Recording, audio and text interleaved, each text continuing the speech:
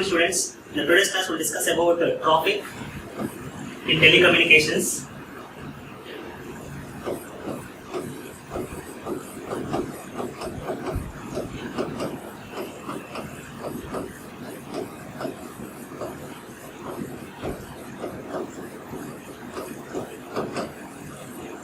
So before starting the topic, first of all you should know what is the definition of traffic. So it is also called as traffic intensity. So sometimes you may use the word traffic and sometimes you may use the word traffic intensity. It is defined as the number of calls that are in progress. It is defined as the number of calls that are in progress is called as traffic intensity.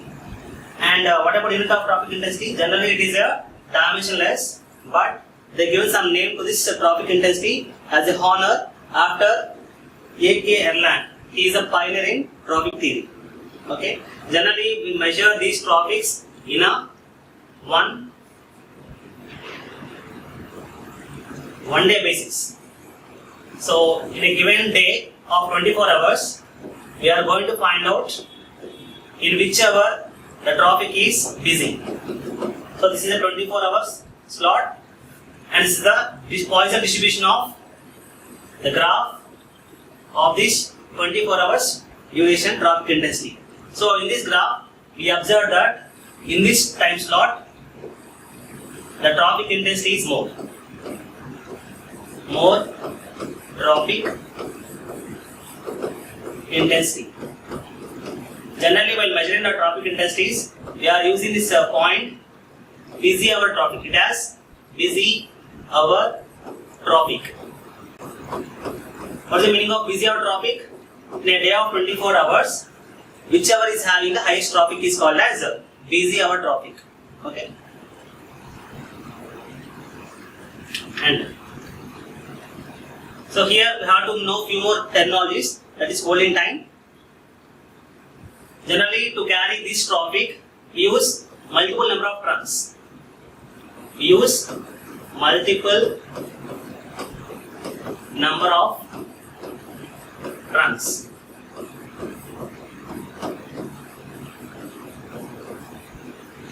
Okay. So here generally we are going to mention the traffic as 1 Erlang, some 2 Erlang and so on.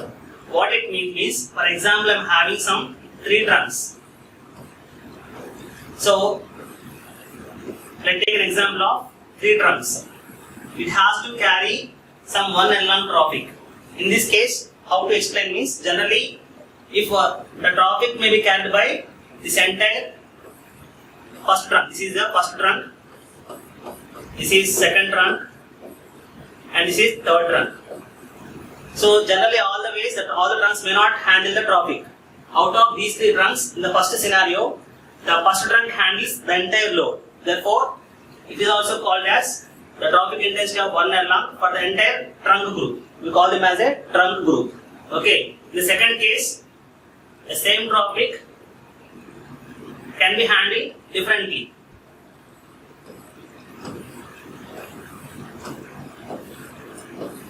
So this is the first trunk, second and third.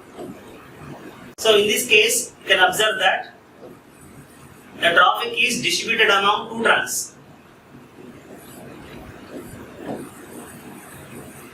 So the same 1 Erlang traffic, it is distributed among 2 trunks. The same thing you can also observe for case of 3 trunks also. So in this case, I can take like this. Third case.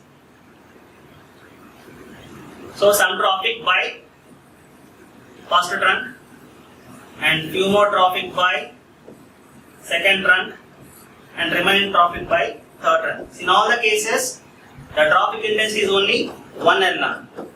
But based upon the trunks, we cannot differentiate. Here, group of trunks are handling the traffic.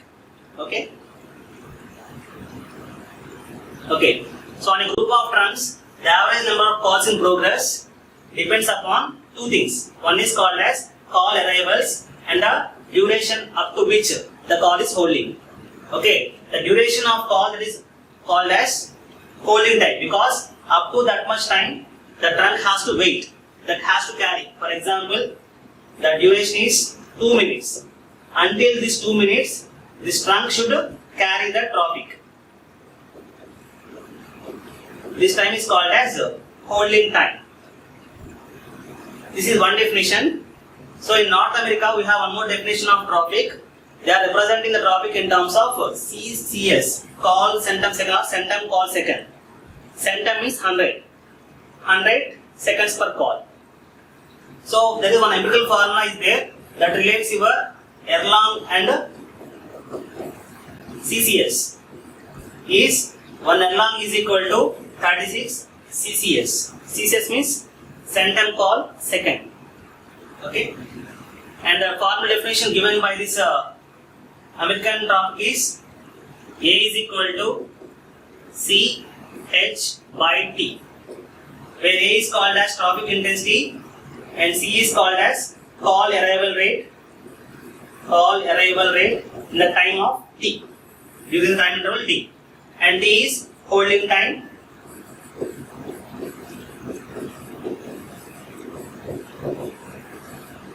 Okay, this is one of the definition given by this North American traffic rules.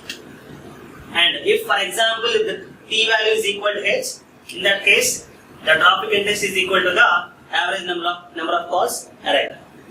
Generally, one trunk cannot handle not more than one call. Therefore, always the traffic intensity of one trunk is always less than 1. One more point, note down. So now let's solve a problem. On an average, during the busy hours, so here that's being a busy hour. That means the hour which the traffic intensity is more. Okay, a company makes 120 outgoing calls of average duration of 2 minutes. It receives 200 incoming calls of average duration of 3 minutes. Find out outgoing traffic, incoming traffic, and total traffic. So how to find out the outgoing traffic here? So number of calls, how many?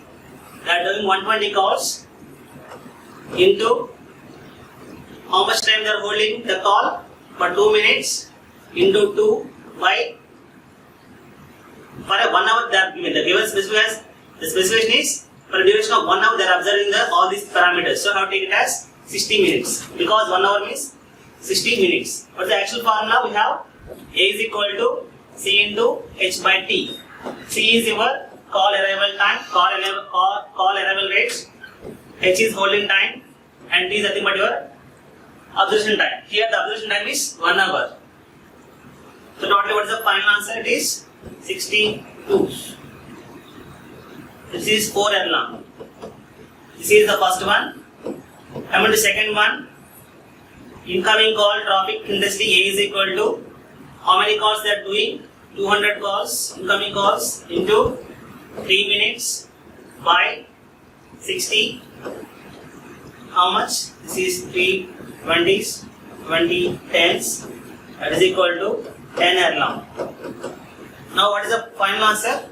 The total traffic is equal to outgoing traffic plus incoming traffic, nothing but 4 plus 10, that is equal to 14E. This is the total traffic carried by this company. Next one is congestion. What is congestion? Congestion means in a situation arises where all the trunks are busy with other calls. At that time, if any new calls are arrived and the trunk cannot able to accept those calls, this state is known as congestion. That means at that time the trunks cannot able to handle the calls. So this congestion is handled 2 ways. One is for message switching how it will handle, and for circuit switching how it is going to handle. In case of message switching, we know 2 types of circuits are there for us: packet switching and circuit switching. In case of we use packet switching for data, that is digital, and we use circuit switching for analog. Okay, so we know that packet switching uses messages, nothing but it is called as message switching. In case of message switching system, okay, it is going to, whenever a calls arrive during this congestion time, they will be hold or delayed by some time. Once the drums are free, then only it is going to allow those calls to establish connection. Okay, so in case of message switching systems, calls that arrived during congestion time will wait in a queue until an outgoing trunk becomes free. Thus, they are called as, they are delayed but not lost. The call is not lost, it is delayed by some time. And we call these type of systems are called as queuing systems or delayed systems. So we are going to find out these queuing models in the upcoming classes. And next one, circuit switching. So generally, the example of circuit switching is some common telephone exchanges. Common telephone exchanges is an example for circuit switching. So in case of telephone exchanges, if the traffic is more than the available handled, in that case what happens? The calls that are originated during this congestion time will be lost. Therefore, we model this type of systems as lost call systems. Lost call systems. In a circuit switching system, such as a telephone exchange, all attempts to be make a call over a congested group of trunks are unuseful. That means they are lost. Okay. So to model these things, okay. So in a lost call system, the result of congestion is that the traffic actually carried is less than the traffic offered, because some of the calls are lost. Therefore, the formula is traffic carried is equal to traffic offered minus traffic lost. Generally, there is a performance parameter is there called as grade of service. So this grade of service value decides the performance of your network. Larger the value of GOS, worse the performance.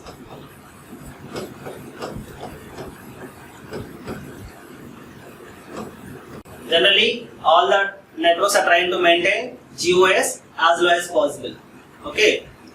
The definition of GOS is, it is defined as ratio of lost call to the offered calls. Number of calls lost to the number of calls offered. If this value is larger, then we can say that this is the worst service given to the subscribers. Now, we will do one more problem here. During the busy hour means how many? 60 minutes. 1,200 calls were offered to a group of trunks and 6 calls were lost. The average call duration was 3 minutes. Find traffic offered, traffic carried, traffic lost, grade of service, and duration of the period of congestion time. So first one, how to find the offered traffic is equal to, what is the formula? 1200 into how many times? This is 3 minutes by 60. How much this is? 60. 20 times. So this is 60 Erlang is the traffic offered during the busy hour of 60 minutes. Second one is the traffic carried. How much traffic is carried? Out of 200 calls, 6 are lost. Therefore, it is handled only 1194 calls. The duration of 30 by 60 is going to be the value of some 59.7 Erlangs.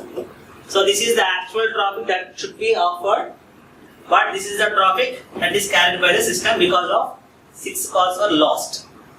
So from what how to find out? We have to find out the grade of service. How to find grade of service? Lost calls to the offered. How many calls are offered? 1200 calls are offered. So what is the value of this one? 6 by 1200.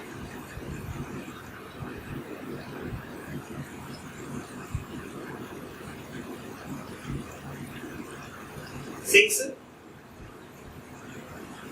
divided by 1200. This is 0.005 is the grade of service. That is nothing but it is very small value. Therefore, the system is a good system. They are providing a good service to the subscribers. This is third one. Fourth one is, this is grade of service. What is the lost traffic we have to find out here?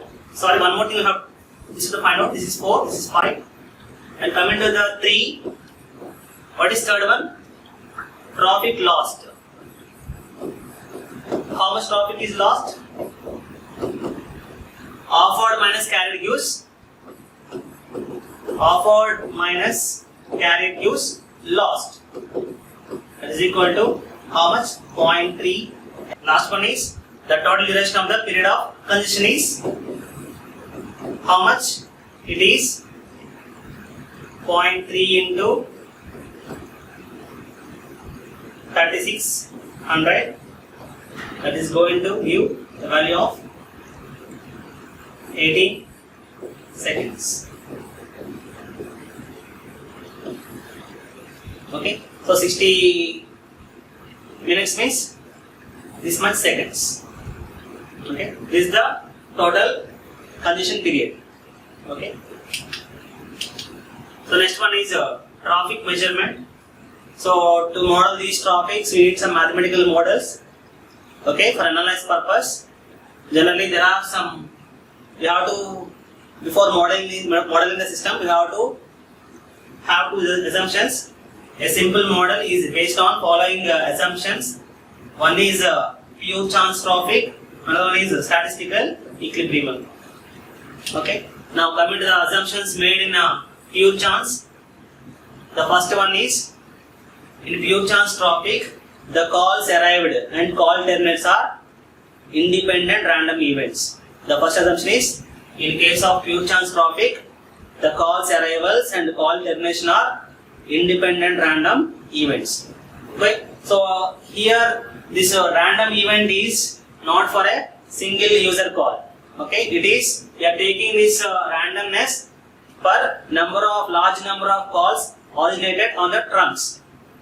Okay, here only the traffic generated by a large number of users is observed as random, not by a single user.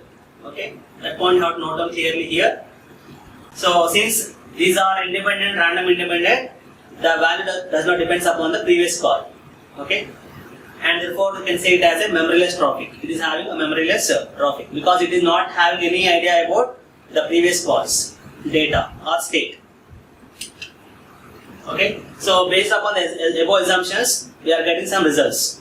So one of the result is the number of calls arrivals in a given duration, okay, has a Poisson distribution. So for the Poisson distribution, the probability in a some state x is given by P of x is equal to mu power x into e power minus mu by x factorial, where mu is called as mean arrival rates. Okay, and the second result is the mean arrival rate, the arrival times and the time between the mean arrivals. That means the interval t between the calls, arrivals, and the intervals between the independent random events has a negative exponential. So from that, you can write it as p of t greater than or equal to t is equal to e power minus t by t, where t is called as mean time between call arrivals. Similarly, you can also have one more result, that is the arrivals and terminations are independent random events. Therefore, here also the intervals between the two random events is also following a negative exponential. Therefore, p of t greater than or equal to t is equal to e power minus t by h, where h is called as average holding time. So these are the results we are getting from the assumptions of pure chance model.